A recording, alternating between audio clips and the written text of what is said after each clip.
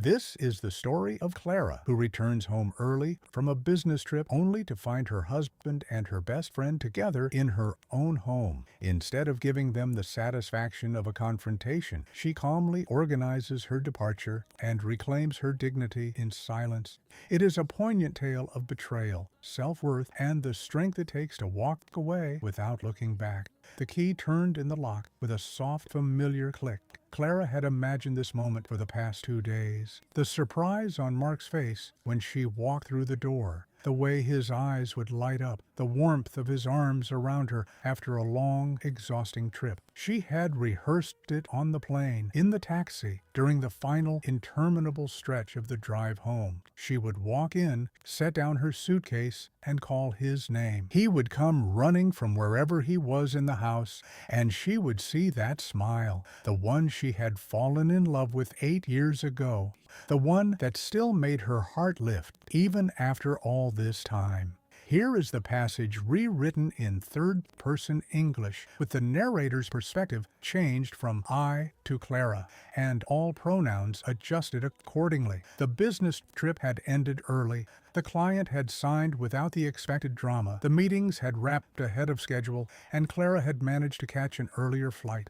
She had texted Mark from the airport, just a casual message, nothing about coming home. Long day, missing you. Hope the house project is going well. He had replied with a thumbs-up emoji and a heart. She had smiled at her phone, imagining him in the backyard, covered in sawdust, trying to build the pergola he had been talking about for months. Sarah was supposed to be helping him. Sarah, her best friend since college, the woman who had held her hand through her father's funeral and cried happy tears at her wedding. Sarah, who had been staying over for the past week to assist with the pergola project while Clara was away. Sarah, who had texted Clara every day with updates and jokes and the kind of casual affection that had always made Clara feel lucky to have such a steadfast friend. Clara had believed all of it. She stepped into the hallway and set down her suitcase. The house was quiet, not the peaceful quiet of an empty home, but the watchful quiet of a space that was holding its breath. The afternoon light fell through the front windows, casting long shadows across the hardwood floor. Everything looked normal. The same coat rack, the same console table with the bowl of keys, and the framed photograph from their wedding, the same vase of fresh flowers Clara had arranged before she left. White peonies, her favorite.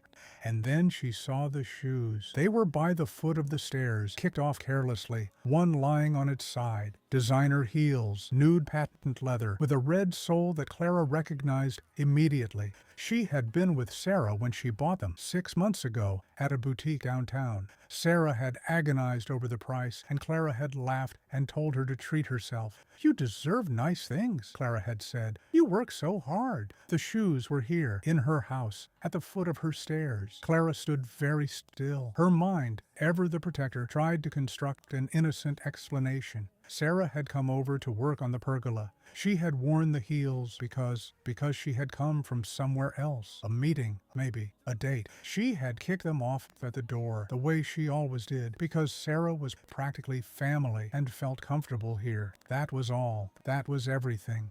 But the house was quiet, too quiet for a construction project, too quiet for two people who were supposed to be in the backyard, laughing and measuring and building something together. Clara walked toward the stairs. Her footsteps were silent on the hardwood. She had learned years ago how to move through this house without making a sound.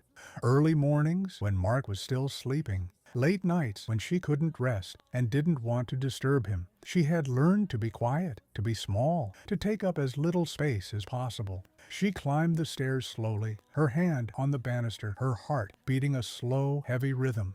The bedroom door was at the end of the hall. It was ajar, not closed, not open, ajar. A sliver of space through which she could see a slice of the room beyond. The edge of the bed, the soft gray duvet she had picked out last spring.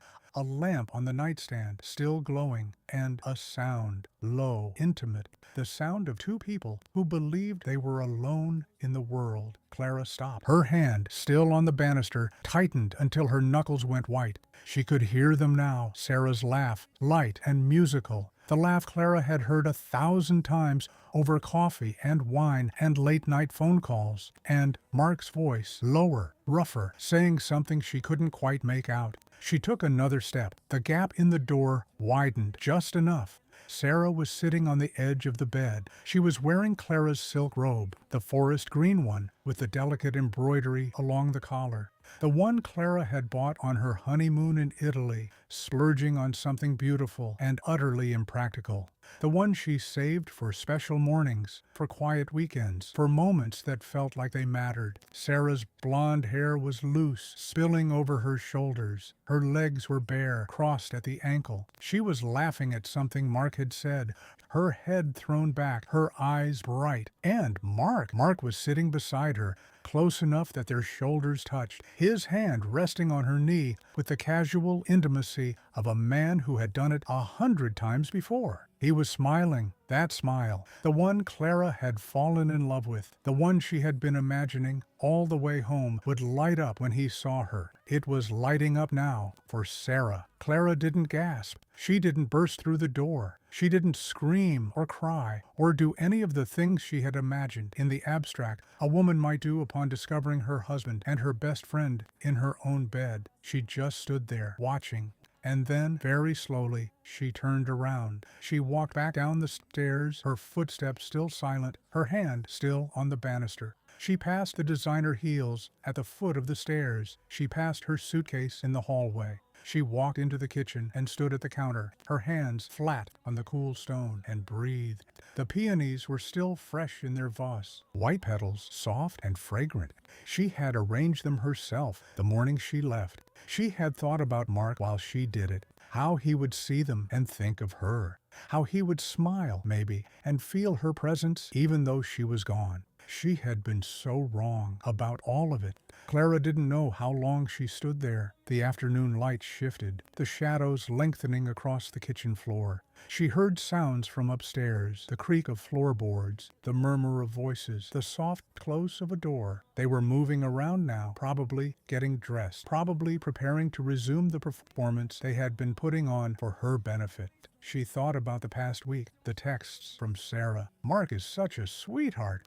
We're making great progress on the pergola. The photos, Sarah holding a hammer, grinning, her hair pulled back in a messy ponytail. Mark in the background, shirtless, his skin golden in the afternoon sun. Clara had looked at those photos and felt a warm glow of gratitude. Gratitude for a husband who was handy and kind. Gratitude for a best friend who was willing to give up her time to help. She had been so grateful, so blind. She picked up her phone. Her hands were steady. She scrolled through her contacts until she found the number she had saved months ago after a conversation with a colleague about just-in-case scenarios. A moving company, reliable, discreet, available on short notice. She typed a message. I need a truck tomorrow morning, 8 a.m. Small job, 1 bedroom's worth of items. Packing services not required. I'll handle everything. The reply came back within minutes. Confirmed. 8 a.m. Address? She sent the address. Then she set down her phone and walked to the front door. She picked up her suitcase, still packed, still waiting, and carried it back out to her car. She didn't leave. Not yet. She just wanted her things ready. She wanted to be able to walk out the moment she was done. She went back inside. She climbed the stairs again, this time making no effort to be quiet.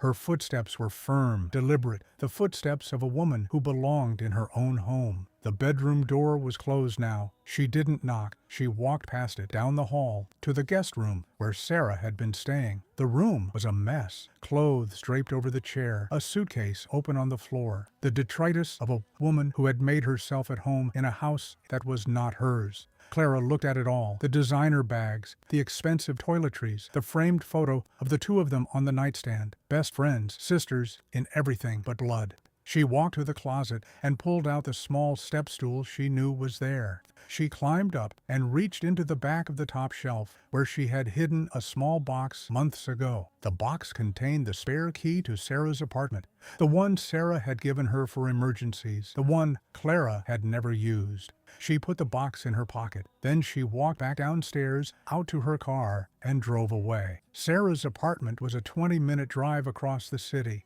Clara let herself in with the spare key and stood in the doorway. looking at the life her best friend had built. It was a nice apartment, tasteful, expensive, full of things that Clara had helped her pick out. The sofa, the art on the walls, the small ceramic vase on the entryway table. She walked through the rooms slowly, her footsteps echoing in the empty space. In the bedroom, she opened the closet and looked at Sarah's clothes, the designer pieces, the careful curation of a woman who had always known exactly what she wanted and had never been afraid to take it. Clara had always admired that about her. Sarah's confidence, her boldness, her refusal to apologize for wanting more. Clara had thought of it as a kind of strength, a quality to emulate. Now she understood it for what it was. Hunger, a hunger that consumed everything in its path, including the trust of the woman who had loved her most. She didn't take anything. She didn't break anything. She just stood there in the silence of Sarah's apartment and let the truth settle into her bones. The passages you provided are already written in third-person English. Here they are as written. Then she drove home. The house was quiet when she returned. Mark's car was gone. He must have left while she was out. Sarah was still there, though. Clara could hear her moving around upstairs, the faint sound of music drifting from the guest room, something light and cheerful, the soundtrack of a woman who had no idea that her world was about to shift. Clara didn't go upstairs. She walked into the kitchen, made herself a cup of tea, chamomile, her mother's favorite, and sat at the table. She waited. At 8 a.m. the next morning, the moving truck pulled up to the curb. Clara met them at the door. Two men in neat uniforms, their faces kind and professional. She led them upstairs, past the master bedroom, door still closed, and into the guest room. She pointed to Sarah's things, the clothes, the suitcase, the designer bags, and expensive toiletries, the framed photo on the nightstand. All of this, Clara said. Pack it carefully. I'll give you the delivery address. The men nodded and began to work. Clara stood in the doorway, watching them fold Sarah's clothes into neat boxes, wrap her toiletries in paper, dismantle the small life she had built in this room. She felt nothing, not anger, not grief, just a cold, clear stillness like the surface of a frozen lake. Sarah appeared in the hallway, her hair mussed from sleep, wearing Clara's silk robe. She stopped when she saw the movers. Her face went through a series of emotions: confusion, alarm, the first stirrings of fear. Clara? Her voice was uncertain. What's going on? What are you doing? Clara turned to look at her, at the woman who had held her hand through her father's funeral, at the woman who had cried happy tears at her wedding, at the woman who had, just yesterday, been sitting on the edge of Clara's bed, wearing Clara's robe, laughing with Clara's husband. "I'm helping you move," Clara said. Her voice was calm, quiet, the voice of a woman who had already done her grieving and was now simply executing the next step. "You don't live here anymore, Sarah. You never did." Sarah's face went pale. "Clara, I can explain." "I don't want an explanation." Clara's voice didn't rise. It didn't waver. "I came home early yesterday. I saw everything I needed to see. I don't need you to tell me what happened. I don't need you to apologize. I just need you to leave." The movers continued their work, their faces carefully neutral. Sarah stood frozen in the hallway, her mouth opening and closing, her eyes filling with tears. "Clara, please, you're my best friend. I love you. I never meant for this to happen. It just happened. Mark and I, we didn't plan." "You didn't plan to get caught," Clara said. "You planned everything else. The texts, the photos, the helping with the pergola. You planned to deceive me, and you did it with a smile. You wore my robe, Sarah, in my house, in my bed.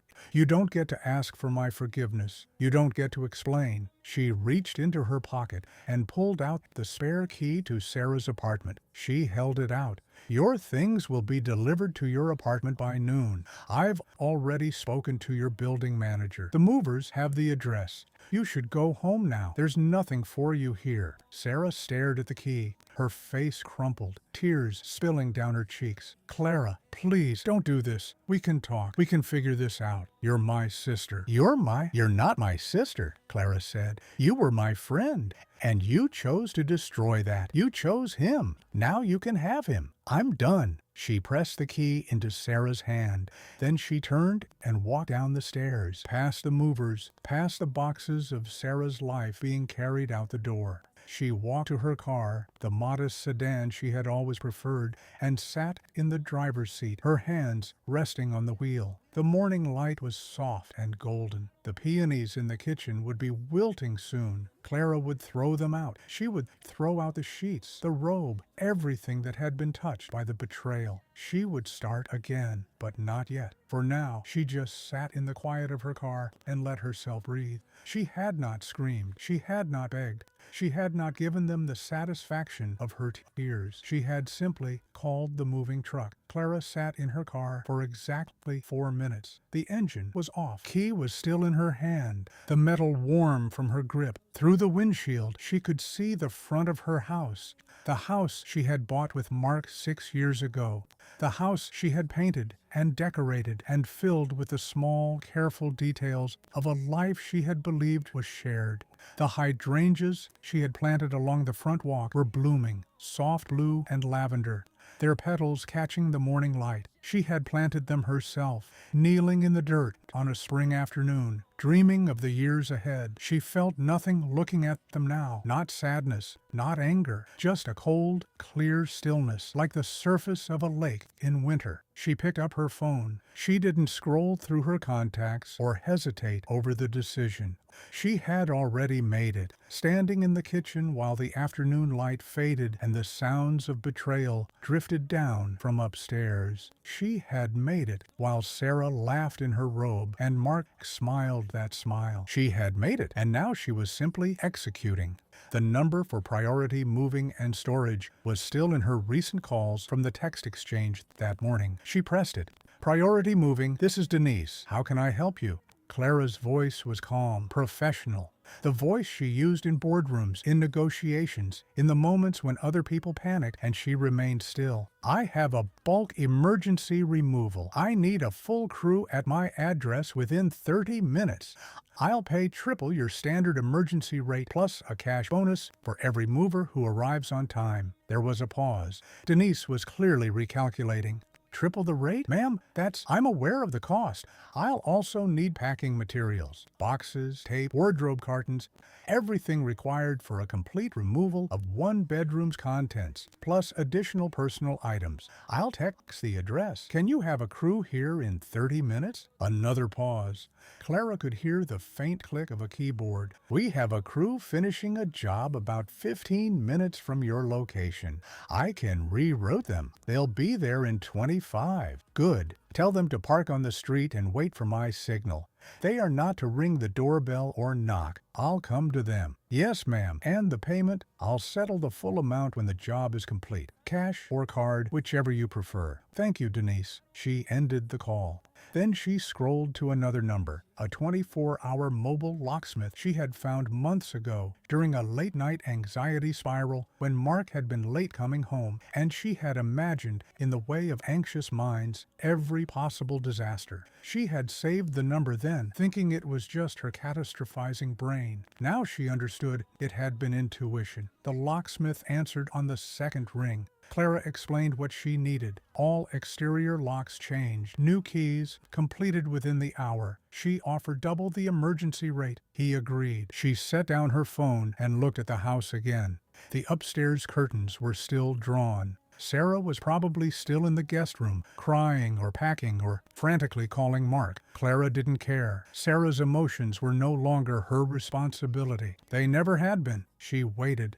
The moving truck arrived in 22 minutes. It was a large, white vehicle with the company logo on the side, a stylized box, and the words Priority, Moving, and Storage in clean blue letters. It pulled up to the curb and parked, its engine idling. 3 men climbed out of the cab. They were dressed in neat uniforms, their faces curious but professional. They stood on the sidewalk, looking at the quiet house, waiting. Clara got out of her car and walked toward them. She was still wearing her travel clothes, soft jeans and a cashmere sweater, the outfit she had chosen for the flight home, believing she was coming back to a husband who loved her. She had not changed. She had not slept. She had simply moved from one moment to the next, a woman in management mode, executing a plan. "Thank you for coming so quickly," she said. Her voice was calm, unhurried. I'm Clara. I'll be directing the removal personally. Please follow me, and please keep your voices low. There's someone still in the house, and I'd prefer not to have a confrontation. The lead mover, a broad-shouldered man in his 40s, with kind eyes and a neatly trimmed beard, nodded slowly. Yes, ma'am. Whatever you need. Can I ask? You can ask, Clara said.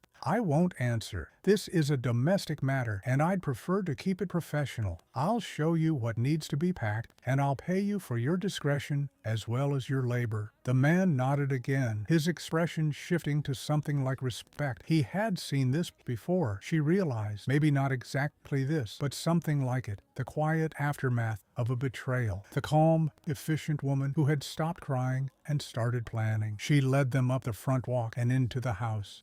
The door was still unlocked. She had left it that way, not caring any more about the small securities of a life that was already over. She gestured for them to follow her upstairs, her footsteps quiet on the hardwood. The guest room door was open. Sarah was not inside. Clara could hear the faint sound of water running in the hall bathroom. Sarah, probably trying to compose herself, to wash away the evidence of tears. Good. It would keep her occupied. This room, Clara said, gesturing to the guest room. Everything in it. The clothes, the toiletries, the personal items. Pack it all. Use the wardrobe cartons for the hanging items. Be careful with the framed photos. They're not mine, and I don't want them damaged. The movers nodded and began to work. They moved with the practiced efficiency of men who had done this 1,000 times, emptying drawers into boxes, folding clothes with surprising care, wrapping the framed photo of Clara and Sarah in brown paper before placing it in a carton. Clara watched them for a moment, then turned and walked down the hall. The master bedroom door was closed. She opened it. The room was exactly as she had left it. The bed unmade, the gray duvet rumpled, the faint scent of Sarah's perfume still lingering in the air. Clara's silk robe was draped over the foot of the bed, abandoned. She didn't touch it. She walked to Mark's closet and opened the door. His clothes hung in neat rows, suits and dress shirts and casual wear, all of it expensive, all of it chosen with the care of a man who believed his appearance was his currency. His shoes lined the floor. His ties hung from a rack on the wall. His watch case sat on the top shelf, the faint gleam of metal visible through the glass. Clara turned to the lead mover who had followed her. This too, she said. All of it. Pack it carefully. I don't want anything damaged. These are not my belongings, and I want them returned in the condition they were taken. The mover's eyebrows rose slightly, but he said nothing.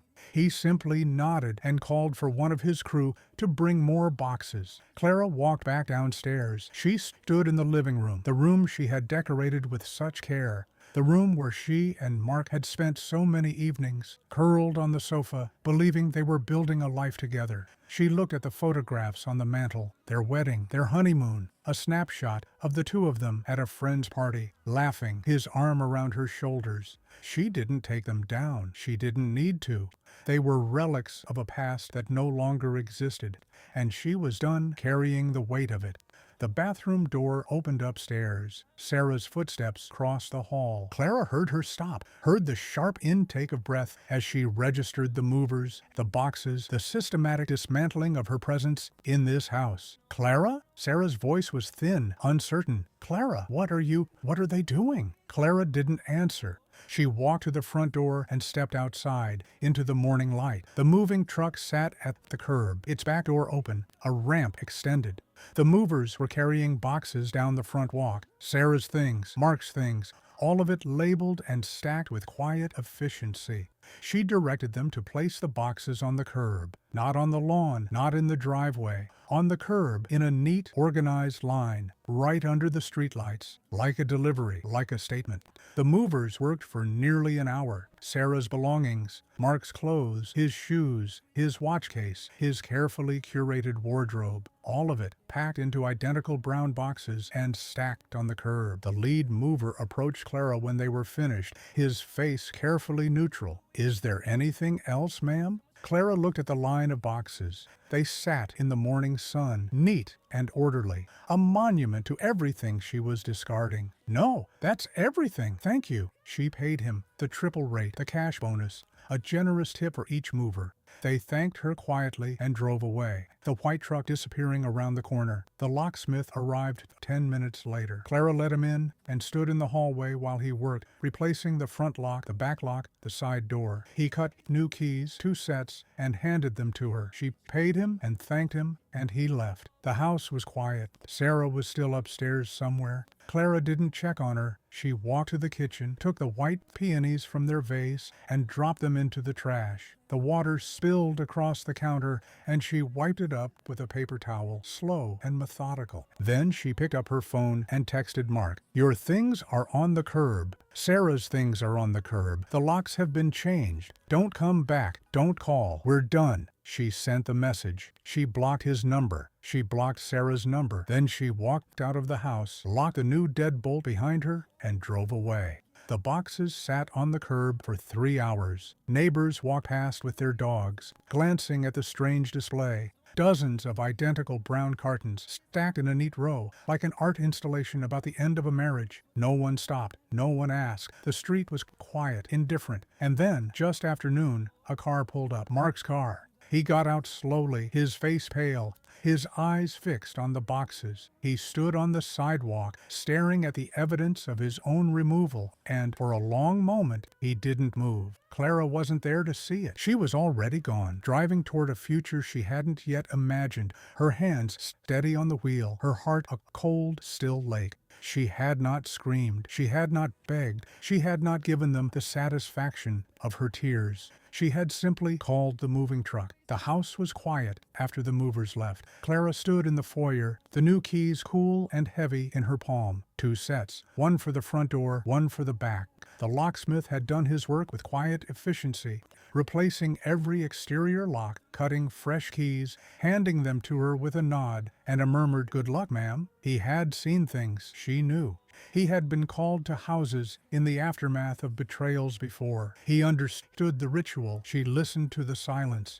It was different now, not the watchful, held-breath silence of a house hiding secrets, but something cleaner, emptier.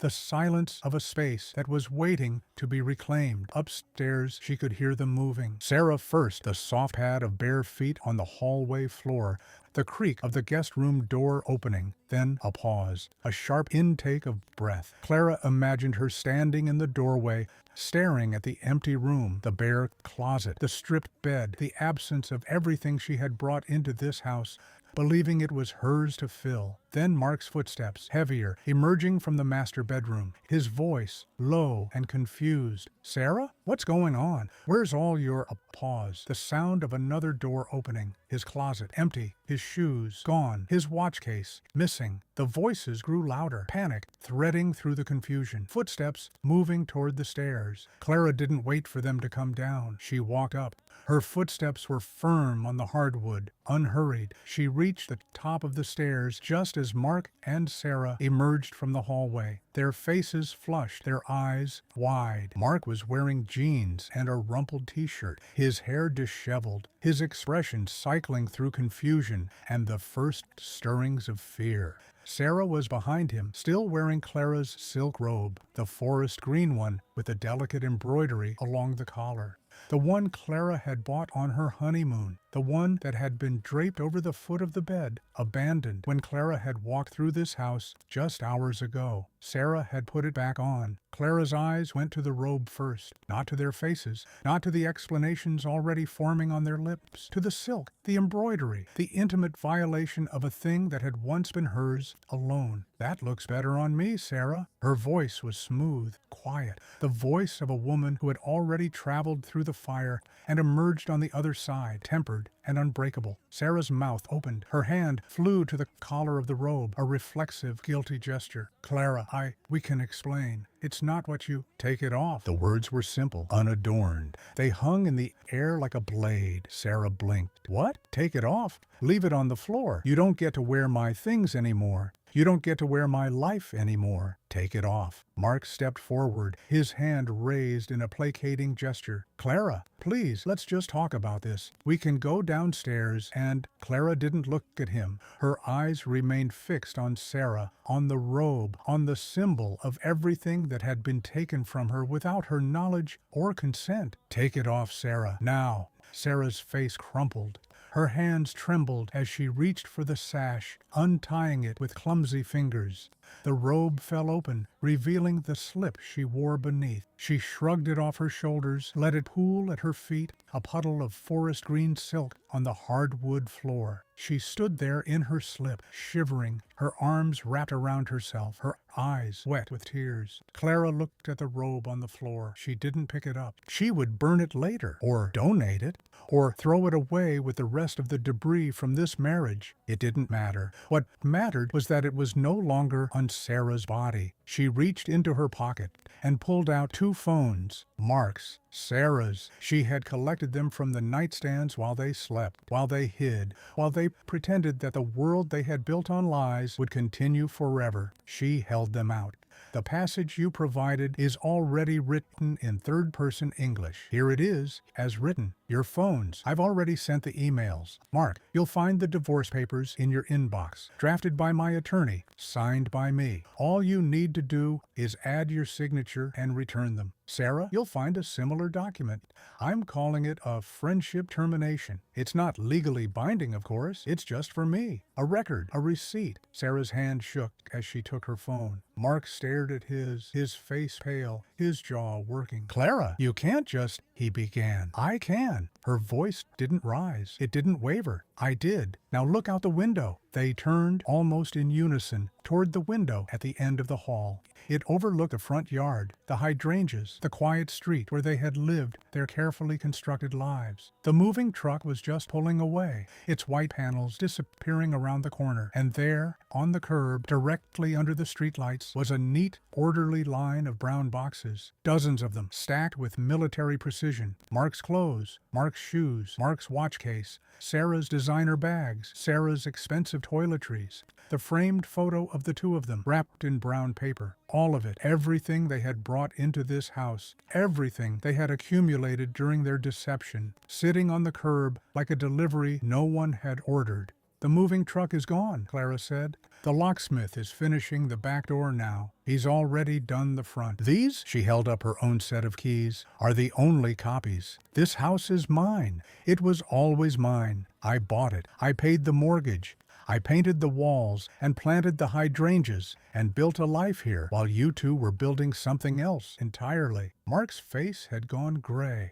He stared at the boxes on the curb, at the evidence of his own removal, and for the first time Clara saw something break in his expression. Not love. She didn't flatter herself that he had ever truly loved her, but the comfortable, entitled certainty that she would always be there, that she would always absorb the blows, that she would always be the stable, reliable foundation upon which he could build his selfishness. That foundation was gone. You wanted to share my life, Clara said. Her voice was soft now, almost gentle. The voice of a woman who had already done her grieving and was now simply closing the door. You can start by sharing that pile on the curb. Figure out what's yours. Figure out where you're going. Figure out how to live with what you've done. That's not my problem anymore. Sarah let out a small, broken sound. Clara, please, I love you. You're my best friend. You never meant for me to find out. Clara looked at her finally, really looked at her, at the woman who had held her hand through her father's funeral, at the woman who had cried happy tears at her wedding, at the woman who had just yesterday been sitting on the edge of Clara's bed, wearing Clara's robe, laughing with Clara's husband. You meant for me to keep living in ignorance, to keep loving you, to keep believing that you were the sister I never had. You meant to take everything from me, slowly, piece by piece, while I smiled and thanked you for your friendship. Sarah's face crumpled. Tears streamed down her cheeks, cutting tracks through her carefully applied makeup. She looked ugly in her grief, raw and exposed, and utterly without the charm she had wielded like a weapon for so many years. I did love you, Sarah whispered. I do love you. I loved him too. I didn't know how to choose. You already chose. Clara's voice was steady. You chose the moment you put on my robe. You chose the moment you climbed into my bed. You chose every day that you smiled at me and lied. You chose him. Now you can have him, and I am choosing myself." She stepped back, her hand on the bedroom door. "The front door will lock behind you. The code for the alarm has been changed. The neighbors have been informed that you no longer live here. If you come back, I will call the police. If you contact me, I will not respond. This is the end, not the end of a conversation, the end of everything." Mark's face contorted. "You can't do this. You can't just throw us out. We have rights. I live here. My name is on the—" "Your name is on nothing." Clara's voice was calm, almost pitying. "The deed is in my name. The mortgage is in my name. The utilities, the insurance, the taxes, all in my name. You've been a guest in this house, Mark, a guest who overstayed his welcome, and now you're being asked to leave." She reached into her pocket and pulled out a folded piece of paper. She handed it to him. "This is a copy of the deed. I had my attorney pull it this morning. You'll see that you have no claim to this property. You never did. I bought this house with my inheritance. Before we were married, you moved in. You lived here. You paid for nothing. You contributed nothing. And now you're leaving with nothing. That's not cruelty, Mark. That's justice." Mark stared at the paper. His hands were shaking. Sarah had gone very still, her tears drying on her cheeks, her face a mask of shock, and the slow, dawning understanding that she had backed the wrong horse. She had chosen Mark believing he was the one with the power, the stability, the future. She had chosen him believing Clara was the supporting character, the dependable friend who would always be there, always forgive, always absorb the cost of other people's choices. She had been wrong about all of it. Clara stepped back. She reached down and picked up the robe from the floor, the forest green silk, the delicate embroidery, the symbol of everything that had been violated. She folded it once, twice, and held it against her chest. "Go," she said. "Take your phones, take each other, take whatever you can carry from the pile on the curb, and don't come back." She turned and walked down the stairs. Behind her, she heard them moving, the frantic whispers, the hurried footsteps, the sound of two people scrambling to salvage something from the wreckage. She didn't look back. She walked to the front door and opened it, holding it wide. The morning light flooded in, warm and golden. The hydrangeas swayed gently in the breeze. The pile of boxes sat on the curb, neat and orderly, waiting. Mark came down first, his face a mask of fury and humiliation. He didn't look at her as he passed. He walked out the door, down the front path, and stood on the sidewalk, staring at the boxes that contained his life. Sarah followed, still in her slip, her arms wrapped around herself, her eyes red and swollen. She paused at the threshold, turning to look at Clara one last time. "I'm sorry," she whispered. "I'm so sorry, Clara. I never wanted to hurt you." Clara looked at her, at the woman who had been her best friend for 15 years, at the woman who had slept in her bed and worn her robe and smiled at her across dinner tables while secretly dismantling her life. "I know," Clara said, "but you did, and sorry doesn't unmake what you made. It doesn't rebuild what you broke. It's just a word, and words are cheap. You taught me that." She closed the door. The sound of the latch clicking into place was the softest thing in the world, and the loudest. She turned the deadbolt. The new lock, smooth and solid, slid home with a satisfying weight. She walked through the house, her house now, truly hers, to the back door. The locksmith had finished. The new deadbolt gleamed. She turned it, felt it lock into place, and nodded. She walked back to the living room and stood at the window. Through the sheer curtains, she could see them on the curb. Mark was rifling through boxes, his movements frantic and angry. Sarah stood a few feet away, still in her slip, her phone pressed to her ear, trying to find someone, anyone, who would come and rescue her from the consequences of her choices. Clara watched them for a long moment. She felt nothing, not satisfaction, not grief, not anger, just a vast, quiet stillness, like the surface of a lake in winter. She had not screamed. She had not begged. She had not given them the satisfaction of her tears. She had simply called the moving truck. She had changed the locks. She had reclaimed her space, her dignity, her peace. The afternoon light shifted, golden and slow. Clara moved through the house, room by room, reclaiming it. She stripped the master bed, the sheets, the pillowcases, the gray duvet, and carried them to the garage. She would throw them out. She would buy new ones in a color she chose for a bed that had never been hers alone. She opened the windows and let the fresh air sweep through, carrying away the faint, lingering scent of Sarah's perfume. She walked to the guest room. It was empty now, the closet bare, the bed stripped. She stood in the doorway and imagined what it would become. A library, perhaps. A room for her books, her thoughts, her quiet hours. A space that was entirely her own. She walked downstairs and looked at the photographs on the mantel. Her wedding, her honeymoon, the snapshot of her and Mark at a friend's party, laughing. She took them down one by one and placed them in a box. She didn't throw them away. She wasn't ready for that yet, but she didn't need to look at them anymore.